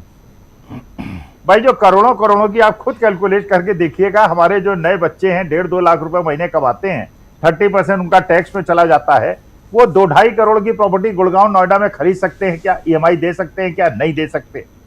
इसका मतलब यह है कि real estate is totally dependent on share market. अच्छा, इसके बाद आप आइए, जो आपका गोल्ड है। अब मोदी जी ने कह दिया गोल्ड मत खरीदो। क्यों कहा? जो मुझे लगता है क्यों कहा, वो कारण यह है कि एफडी में तो पैसा बेटा डाल नहीं सकते तुम। अब मैं गोल्ड में कह रहा हूं कि इससे देश की अर्थव्यवस्था खराब हो जाएगी, गोल्ड भी मत खरीदो। तो जो पैसा आपके पास है कहां लगाएंगे आप? अब एक ही विकल्प बचा, शेयर मार्केट में लगा दीजिए। क्योंकि शेयर मार्केट में एक बहुत बड़ा रिस्क है आज के तारीख में राजीव जी। 2004 में जब आपने सरकारी लोगों की पेंशन बंद की और उनको यूनिफाइड पेंशन स्कीम में डाला, इसका मतलब यह है आपने लोगों के रिटायरमेंट को शेयर मार्केट के रिटर्न से जोड़ दिया। अगर अब देखिए, पिछले 2 दिन के अंदर क्या हुआ है। पहले दिन 1.5% शेयर मार्केट गिरा, जब मोदी जी के मुखार बिंद से यह स्टेटमेंट सुनाई पड़ा कि असामान्य स्थिति है, सामान्य स्थिति होने तक। इसका मतलब यह है कि असामान्य तो है, तो हमको पता ही था, चलिए मोदी जी को भी पता चल गया। तो इसका मतलब यह है कि जो ये एम्प्लॉइज रिटायर होंगे आज के तारीख में, अगर शेयर मार्केट के, आपको पता है फॉरेन इन्वेस्टर्स ने शेयर मार्केट से छोड़ दिया, 3-4 लाख करोड़ रुपए उन्होंने निकाल लिए। आज के तारीख में फॉरेन इंस्टीट्यूशन इन्वेस्टर्स का शेयर मार्केट में कंट्रीब्यूशन बहुत कम रह गया है हमारे देश के। अच्छा, शेयर मार्केट बढ़ा क्यों? लोग कहते हैं साहब शेयर मार्केट बढ़ रहा है, इसका माने इकोनॉमी अच्छी चल रही है। अब आप ये सोचिए, जब सारा का सारा पेंशन का फंड, एम्प्लॉय का भी कंट्रीब्यूशन, गवर्नमेंट का भी कंट्रीब्यूशन अगर शेयर मार्केट में जाएगा और money will chase the shares, तो शेयर बढ़ जाएंगे। अच्छा, अब यह हो गया फॉरेन इन्वेस्टर्स ने मार्केट छोड़ दिया। अब भारत में अगर जो लोग रिटायर होंगे, अगर उनको 2% का रिटर्न भी ना मिला, भाई पहले तो उन्हें पेंशन मिलती थी, पहले तो था शेयर मार्केट अच्छा चल रहा है, 9-10% का रिटर्न मिल जाएगा तो चलो जीवन कट जाएगा। अगर रिटर्न नेगेटिव हो गया तो, इसलिए वो कह रहे हैं कि गोल्ड मत खरीदो, एफडी तुम्हारे खरीदने लायक स्थिति में नहीं छोड़ा है, और रियल एस्टेट भी डूब जाएगा। आप देखिएगा 1 महीने के अंदर रियल एस्टेट का क्या हाल होगा। 30% रियल एस्टेट का मार्केट गिरेगा, क्योंकि जिन्होंने शेयर मार्केट से पैसा कमाया है वही लोग रियल एस्टेट में लगा रहे थे। तो इनको ये चिंता है, क्योंकि आज आपको पता होगा राजीव जी, अडानी जी की सारी कंपनियों के शेयर 5-5% गिरे हैं, जबकि टोटल शेयर मार्केट केवल 2% या 2.25% गिरा है, अडानी जी के शेयर 5%। ये चिंता का विषय है। तो ये कह रहे हैं कि सारे ऑप्शन छोड़ो भैया, तेल भी मत खरीदो, खरीदारी भी मत करो, तुम जो है सोना भी मत खरीदो, केवल शेयर खरीद लो भैया, अडानी जी के शेयर खरीद लो, क्योंकि मेरा पैसा वहां फंसा हुआ है, मेरा सारा पैसा जो मैंने पीएम केयर फंड से और चुनावी बॉन्ड से लिया था वो सारा उनकी कंपनी में लगा हुआ है। ये है दहशत का कारण। और असली मुद्दा ये है, देखिए हमारे देश के गरीब लोग और ये हर जगह चिंता है, मजदूरों में चिंता है, क्योंकि उनकी तनख्वाह नहीं बढ़ रही है। उनको बेवकूफ बनाया गया 1 महीने पहले जब उन्होंने स्ट्राइक की थी, उनको कोई बढ़ी हुई तनख्वाह नहीं मिल रही है। हर जगह श्रमिक जो हैं अपनी अपनी फैक्ट्री के बाहर खड़े हुए हैं, युवाओं को लाठियां पड़ रही हैं। श्रमिक और युवा, किसानों का हालत क्या होगी आप खुद सोचिएगा भाई। आप सोचिए 50% लोग हमारी किसानी पे डिपेंडेंट है। अगर उन्हें फर्टिलाइजर नहीं मिलेगा, और मोदी जी वो बात कह रहे हैं कि 50% कंपोस्ट यूज करो, फर्टिलाइजर मत यूज करो, यही बात श्रीलंका के प्रेसिडेंट ने कही थी और उनकी सत्ता उखड़ गई थी, क्योंकि जो जमीन को आदत पड़ गई है केमिकल फर्टिलाइजर की, वहां पे अगर आप कंपोस्ट डालेंगे आपकी प्रोडक्टिविटी 50% गिर जाएगी, देश के अंदर अन्न संकट पैदा हो जाएगा, और ये आपका एल नीनो का फैक्टर और वो बाय खड़ा हुआ है। तो देखिए वास्तविकता ये है, ये केवल ये है कि इनको किसी तरह से शेयर मार्केट को ऊपर उठाना है, और हमारे देश के युवा लोगों ने बहुत ज्यादा शेयर मार्केट में पैसा लगाया हुआ है, लेकिन स्थिति बहुत ज्यादा गंभीर है। और मेरे ख्याल से आज के तारीख में प्राइम मिनिस्टर ऐसे व्यक्ति को होना चाहिए जिसे अर्थशास्त्र का ज्ञान हो। डॉक्टर मनमोहन सिंह को था, और उनके पास, और उनके बाद भी आप देखिए कितने आरबीआई के गवर्नर से हमारे यहाँ रिजाइन किया। उर्जित पटेल ने किया, रघुराम राजन ने किया, और आप देखिए, आप एक डाटा निकलवा लीजिएगा राजीव जी, जब 2014 के पहले आरबीआई ने कितना डिविडेंड देती थी देश को, गवर्नमेंट को, और उसके बाद कितना एक साल में 2-2, 3-3 बार डिविडेंड ले लिया। जो इमरजेंसी फंड होता था आरबीआई के पास, वो तो मोदी जी ने लेके उसको अपना इलेक्शन फंडिंग में और इधर उधर उड़ा दिया। अब आरबीआई के पास भी वो डिविडेंड और सरप्लस क्रिएट करने के लिए पैसा नहीं है। समस्या बहुत गंभीर है, और देश के सभी लोगों को, सभी वर्गों को ये मानी बात है कि ये लोकतंत्र की हत्या जैसे देश के अंदर हो रही है। संविधान को बचाने के लिए, लोकतंत्र को बचाने के लिए हम सबका ये बिल्कुल एक जिम्मेदारी है कि महात्मा गांधी के रास्ते पे चलते हुए अहिंसात्मक आंदोलन चलाएं और एंटायर पॉलिटिकल साइंस पढ़ने वाले लोगों के हाथ से सत्ता ले लें। जी आप सही कह रहे हैं। आप श्रीलंका की बात कर रहे थे कि श्रीलंका में सत्ता परिवर्तन हो गया, लेकिन याद रखिए कि वहाँ पर एसआईआर नहीं हुआ था। अपने यहाँ एसआईआर है, तो इसलिए अगर एसआईआर जहाँ हो गया वहाँ सत्ता परिवर्तन बहुत मुश्किल है। अमलेंदु जी कैसे देखते हैं? लेकिन साहब राजीव जी एक मिनट जी लेकिन उसके बाद आपको याद होगा नेपाल और बांग्लादेश के अंदर वहां पे चुनाव से संपन्न लोग और बड़े बड़े मंत्रियों की भी कुटाई हुई थी। मैं नहीं चाहता मेरे देश में कुटाई हो, लेकिन ऐसे काम भी नहीं करने चाहिए कुटाई हो। हम गांधीवादी देश हैं, बुद्ध के देश है, लेकिन नेपाल और बाकी देशों से समझ लीजिए बहुत ज्यादा खिलवाड़ लोकतंत्र और संविधान के साथ उचित नहीं है। जी ये बहुत इंपॉर्टेंट बात है, बहुत इंपॉर्टेंट है, बहुत महत्वपूर्ण है जो आप कह रहे हैं। और लोकतंत्र के साथ खिलवाड़ तो बिल्कुल जायज़ नहीं है, ये सोचना चाहिए लोकतंत्र के पहरेदारों को। अमलेंदु जी, क्या कहीं कोई संकट दिखाई दे रहा है या सब चंगा सी? नहीं राजीव जी, मैं तो मोदी जी से प्रेरणा लेता हूं, और जितनी मोदी जी प्रेरणा देते हैं उससे कई गुना ज्यादा ले लेता हूं। तो मोदी जी ने कहा कि संकट है और साल भर का संकट है, मैं और ज्यादा संकट मान लेता हूं। मोदी ने साल भर की बात कही, मोदी ने कहा संकट है, मैं मान लेता हूं महासंकट है। तो मोदी जी से प्रेरणा लेते हुए राजीव जी मैं बुरे से बुरा सोच रहा हूँ, और मैं बुरे से बुरा ये सोच रहा हूँ राजीव जी कि अभी जो एक कानून लाया गया थोड़े दिनों पहले बैंकों के संबंध में, और उसमें ये लाया गया कानून में कि अगर आपका पैसा डूब जाता है या बैंक डूब जाता है तो आपको अधिकतम 5 लाख रुपया मिलेगा। ये कानून आया था जहां तक मुझे ध्यान पड़ रहा है। तो राजीव जी, अब जब कहा गया है कि सोना मत खरीदो, तो सोना मत खरीदो, फिर क्या करो?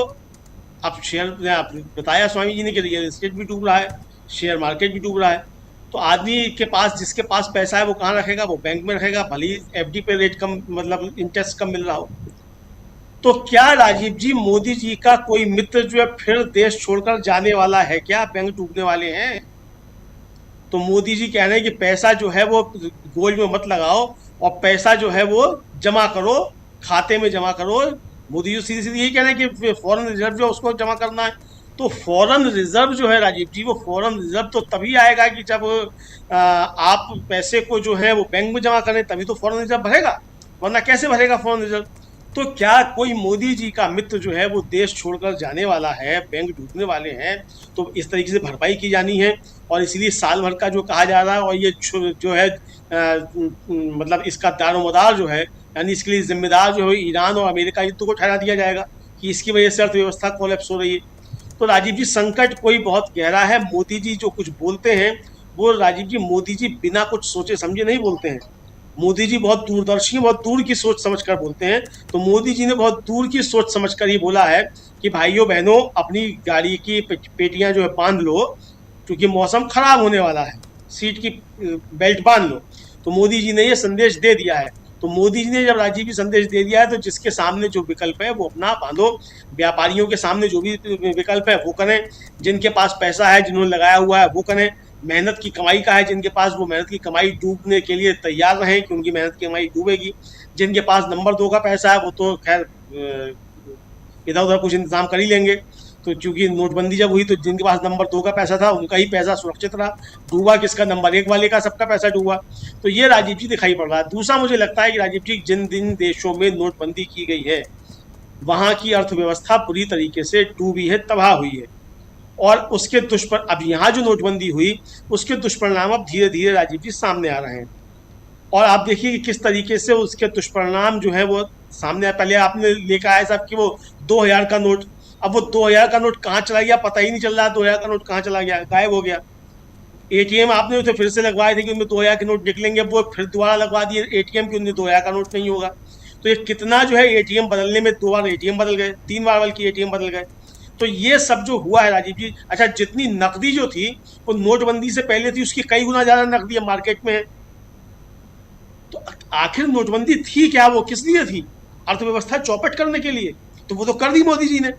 तो लेकिन उसके दुष्परिणाम राजीव जी धीरे धीरे आना शुरू हुए हैं। तो अब ये और इंतजाम किया जा रहा है कि देश डूब रहा है, अर्थव्यवस्था डूब रही है, तो अब ये आपातकाल लगाने की बात भी हो सकती है कि आपातकाल लगाया जाए। बढ़ना उसी तरफ है, वोटों की चोरी हो रही है तो वो भी ढकना है। इधर आर्थिक परिस्थितियां खराब हो रही हैं। देश सवाल पूछेगा कि मोदी जी हमने तो आपको हवाले देश किया था, आपने कहा था देश बिकने नहीं दूंगा, देश झुकने नहीं दूंगा। देश बिक भी गया और झुक भी गया, सारी बातें हो गई हैं। तो मोदी जी आप कर क्या रहे थे 12 साल से? तो मोदी जी को कोई जवाब ना देना पड़े तो उसके लिए इमरजेंसी लगानी पड़ेगी। तो पहले आप आर्थिक इमरजेंसी लगाएंगे, फिर राजनीतिक इमरजेंसी भी लगा देंगे। तो ये सारे काम भी किए जाएंगे, बैंक डूब ही जाएंगे, मोदी जी के मित्रों को जो करना है वो कर ही लेंगे। तो मैं तो मोदी जी से प्रेरणा लेकर राजीव जी बुरे से बुरा सोच रहा हूँ। मोदी जी ने जो कहा उसी से प्रेरणा लेते हुए, मोदी जी ने दूरदर्शी हैं तो मैं भी दूरदर्शिता की राजीव जी सोच रहा हूँ। लेकिन मैं चाहूंगा कि मैं गलत साबित हो जाऊं, मोदी जी भी गलत साबित हो जाए।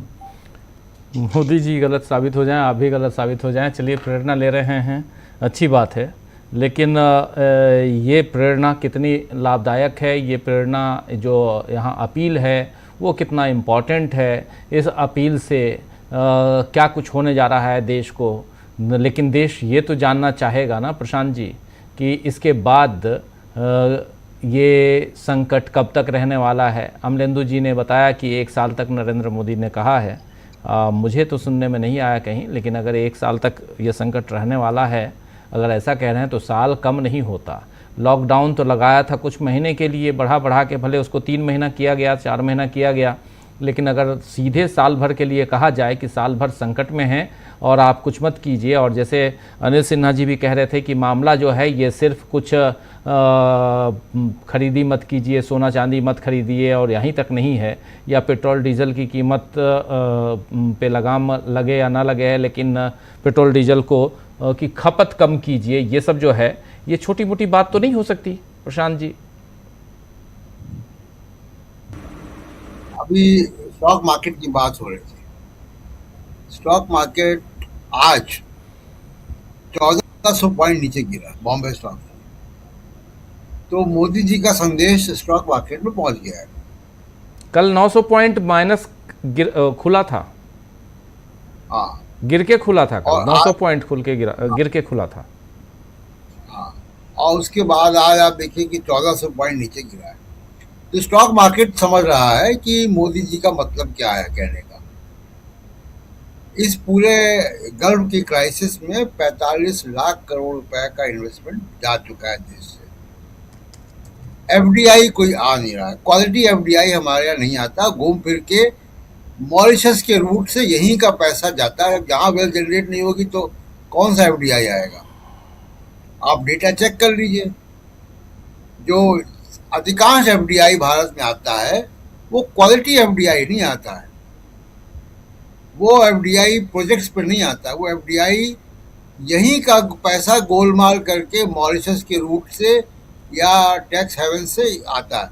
उसमें एक अच्छाई बात क्या है कि अच्छी बात यह है कि वो डॉलर होके आता है, तो कुछ तो हमको मिलता है। लेकिन स्थिति वाकई खराब है और ये आज अगर हरमुज खुल जाए तो भी जितना नुकसान हो चुका है वो काफ़ी ज़्यादा नुकसान है और उसमें कोई नीतिगत कदम नहीं उठाए गए।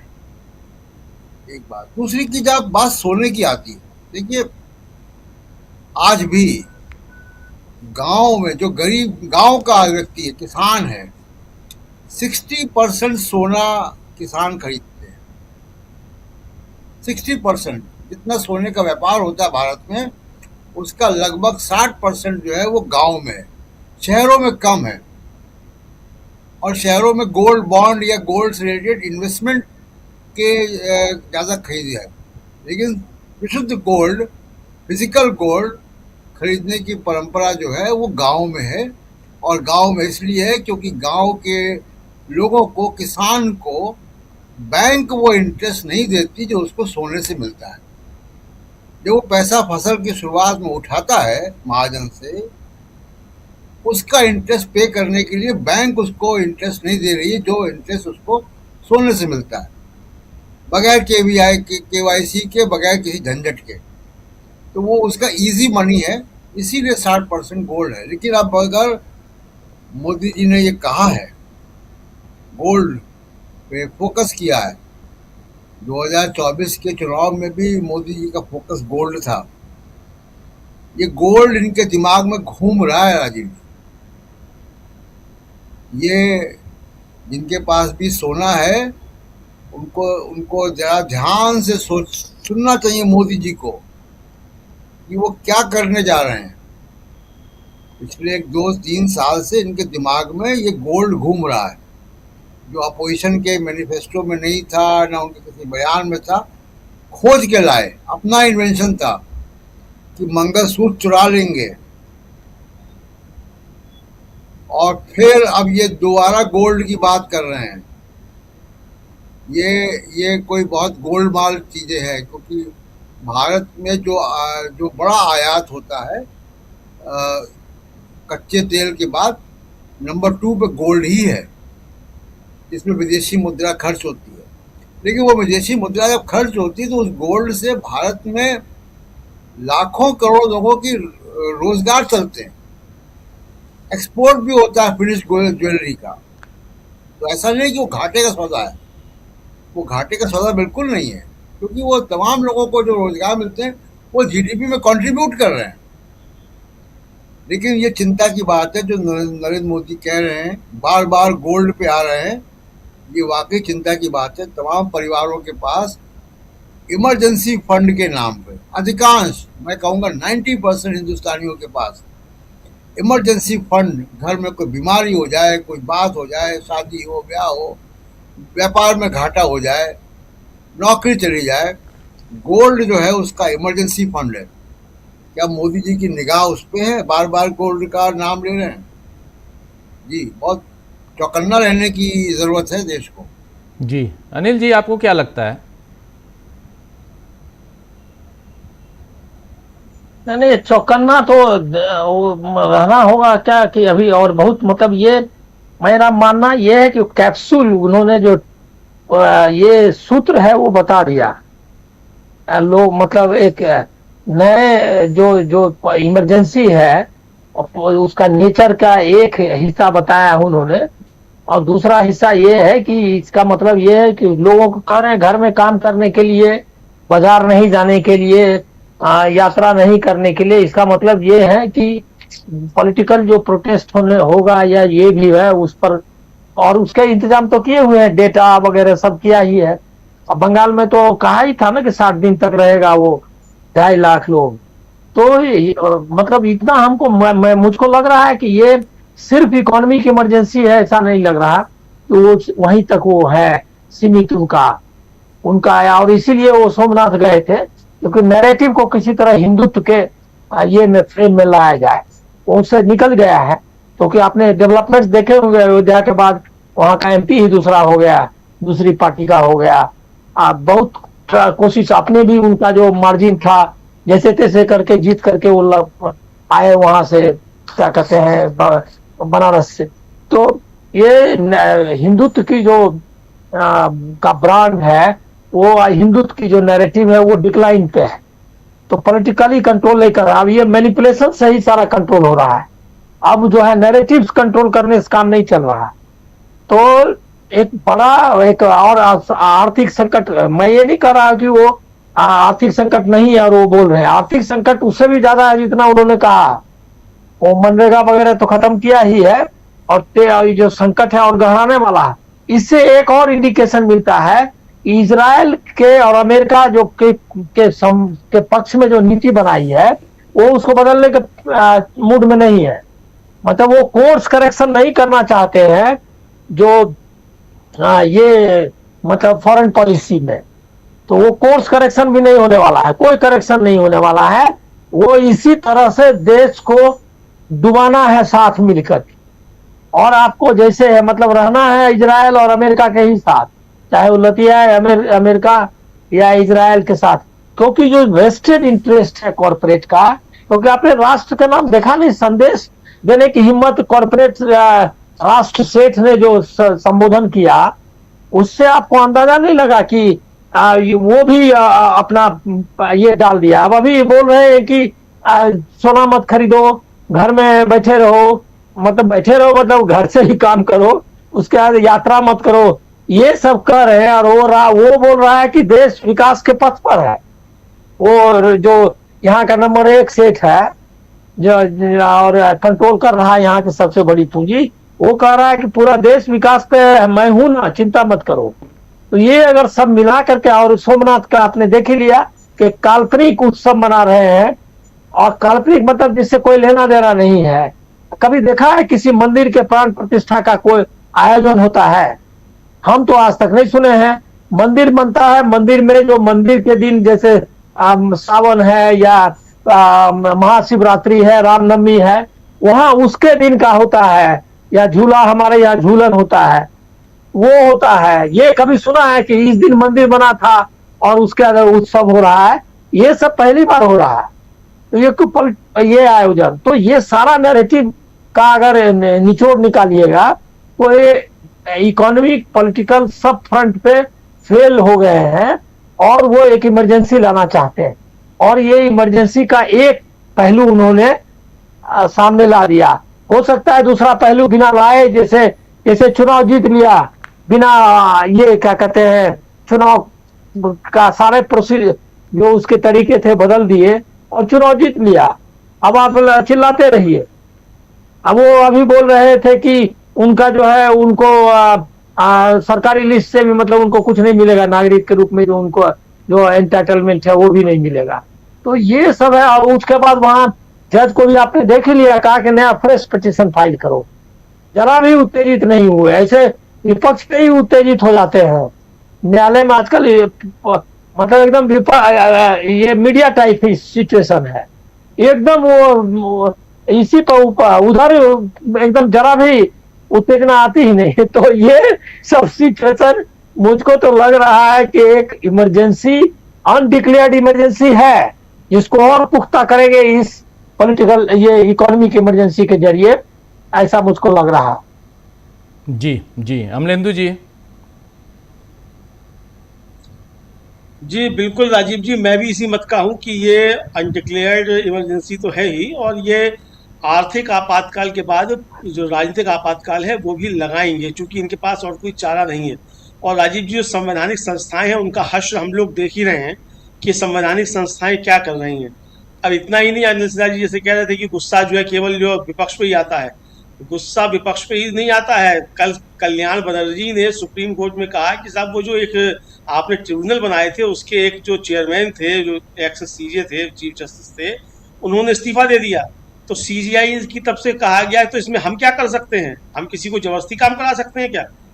वो ये थोड़ी कह रहे हैं कि आप जबरदस्ती काम कराइए, वो कल आप बता रहे हैं कि भाई आपने जिसको नियुक्त किया था उसके ऊपर दबाव था, 96% उसने क्लियर किए, इसका मतलब कोई दबाव था, उसकी वजह से दे दिया गया। एसआईआर में गड़बड़ियां हुई हैं, तो सीजीआई साहब की तरफ से कहा जा रहा है तो हम क्या रोक लेंगे किसी को? हम क्या किसी मतलब जबरदस्ती काम करा लेंगे? तो इस तरीके की राजीव जी टिप्पणियां जो है सुप्रीम कोर्ट की तरफ से आती हैं। तो सब तरीके से राजीव जी से कहा जाए, हालांकि मैं तो शुरू से मत कर रहा हूँ कि सुप्रीम कोर्ट भी जो है वो एक चूंकि अंग है, संविधान के अंदर एक अंग है, लेकिन वो भी जो असली पहरेदार है वो सरकार का ही है।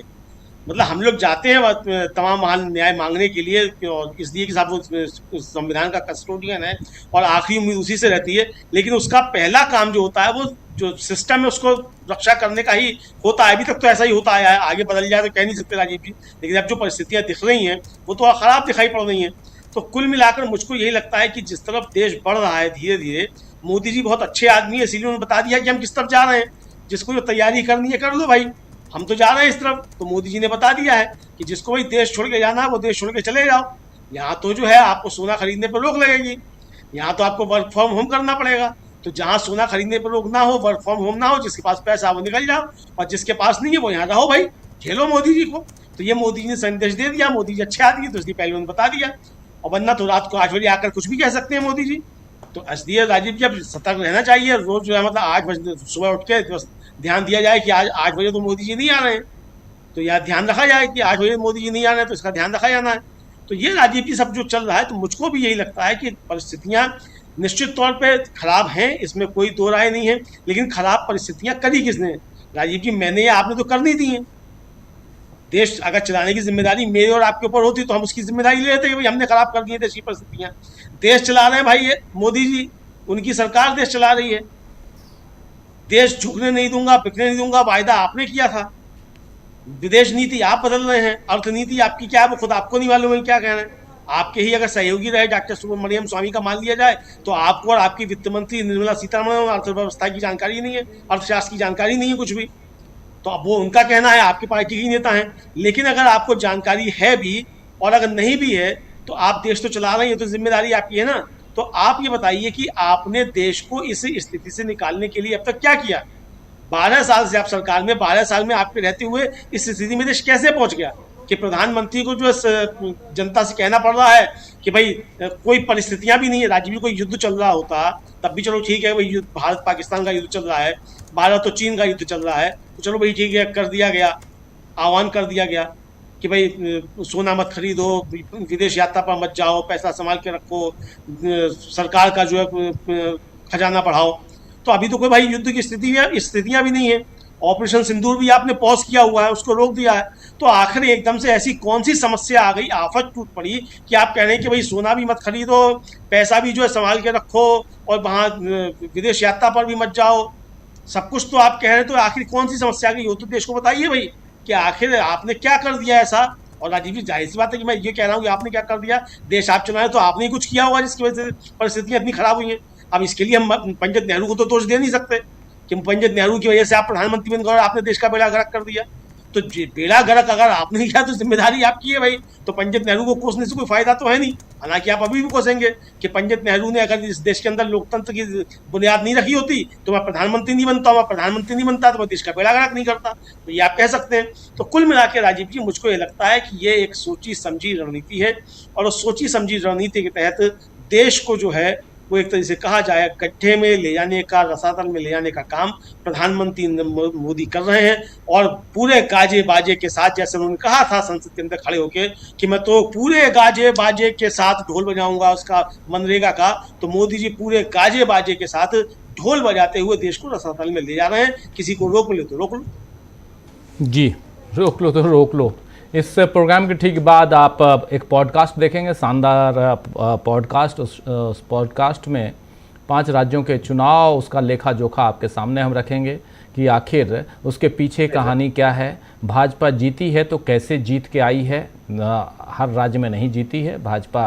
पश्चिम बंगाल और असम, उसके अलावा पुदुचेरी में एनडीए है, तो आखिर कैसे जीत कर आई और इन सब पर और इसके पीछे की कहानी क्या है, ये भी तमिलनाडु में क्या हुआ और खासकर पश्चिम बंगाल में क्या खेला हो गया, ये सब आप देखेंगे इस पॉडकास्ट में ठीक अभी से थोड़ी देर बाद, जैसे ये कार्यक्रम खत्म होगा तुरंत। प्रशांत जी, जल्दी से आना चाहता हूँ आपके पास। क्या प्रशांत जी, हम लोग चर्चा कर रहे हैं, बहुत गंभीर चर्चा, और इस चर्चा में खासकर बात जो है वो नरेंद्र मोदी के इस ऐलान, इस घोषणा की है, और बात बहुत दूर तक जा चुकी है। इतना आसान नहीं है कि आप सिर्फ बोल दिए हो गया।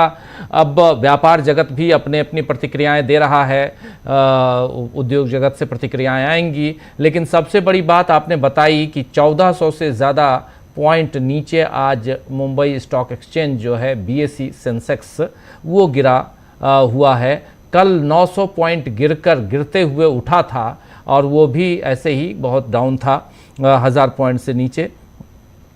तो बाजार क्या कह रहा है वो यहाँ दिख रहा है।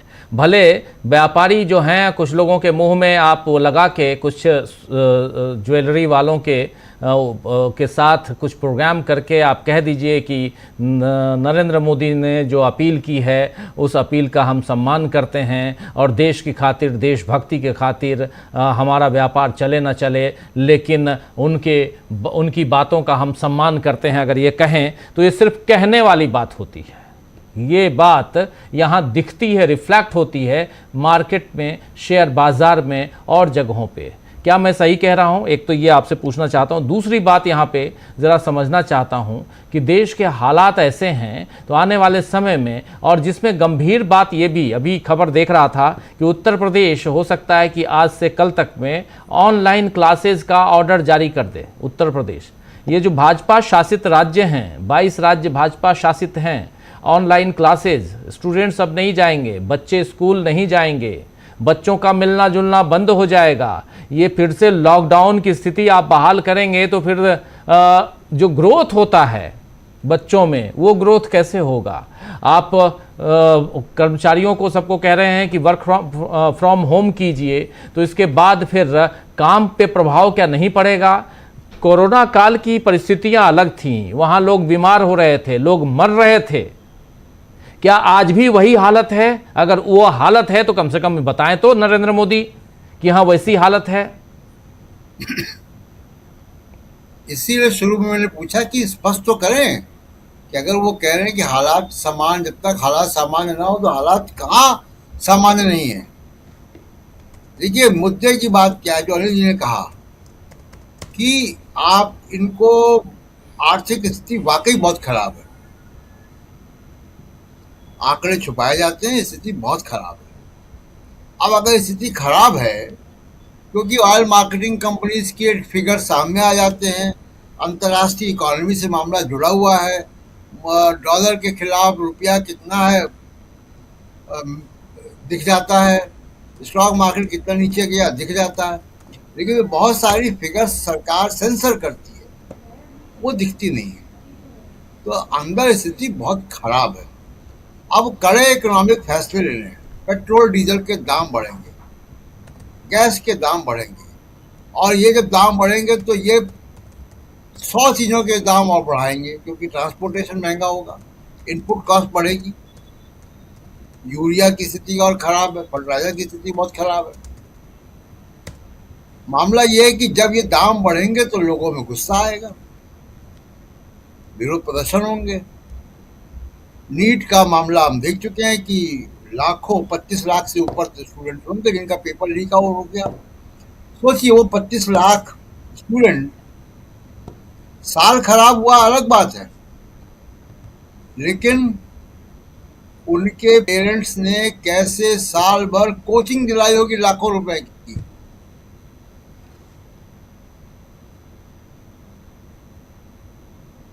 जी, प्रशांत जी का वीडियो जी डिस्कनेक्ट हो गए थे। हाँ प्रशांत जी, तो साल भर कैसे उन नीट के स्टूडेंट्स को, लाखों स्टूडेंट्स को कोचिंग पेरेंट्स ने दिलाई होगी, सोचिए जरा कैसे इंतजाम किया होगा पैसे का।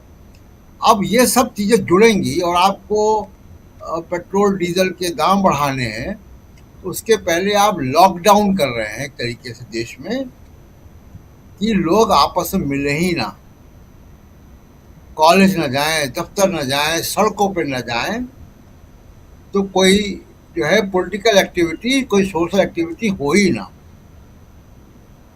देखिए ये सब चीजें जो है ना राजीव जी, एक समय तक काम चल जाती है, एक समय के बाद कुछ काम नहीं होता।